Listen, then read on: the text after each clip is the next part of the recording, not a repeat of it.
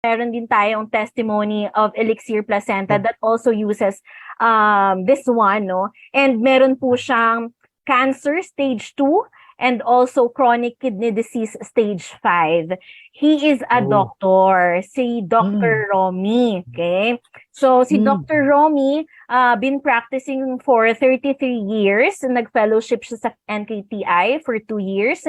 Nephrologist po siya. Nephrologist in Angeles University Foundation in Pampanga.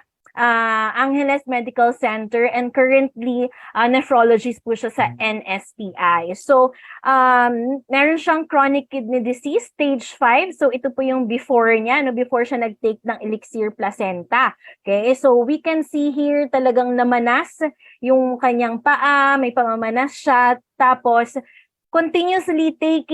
continuously taking of Elixir Placenta, nawala yung pamamanas niya sa paa.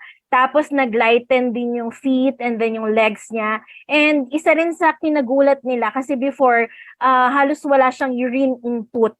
Pero ngayon nagkaroon na ng improvement yung kanyang urine.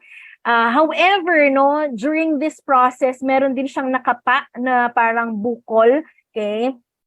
And yun nga, no, nung nagkaroon sila na diniagnose siya nung July 2022, cancer, stage 2, squamous cell carcinoma sa tonsils. Nung tagtanggal nung kanyang tonsils, sabi sa kanya ng doctor niya na kabrad niya din, na kailangan niya chemotherapy, radiation for 30 days.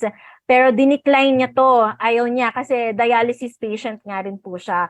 So, last December 2022, after taking the Elixir Placenta 3 times a week, yung lump po niya, kasi sabi niya malaki daw po yung lump niya, talaga nahahawakan eh. Binisit niya yung ENT doctor niya and have a check-up. Sabi ng doctor niya, anong tinake mo? Anong ginawa mo? Dahil nawala na yung lump.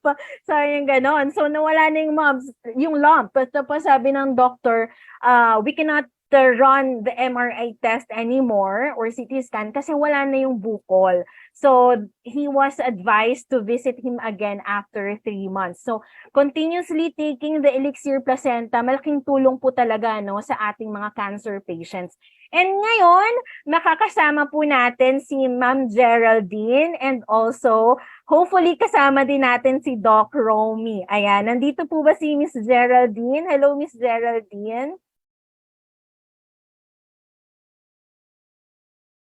Ayan, hello!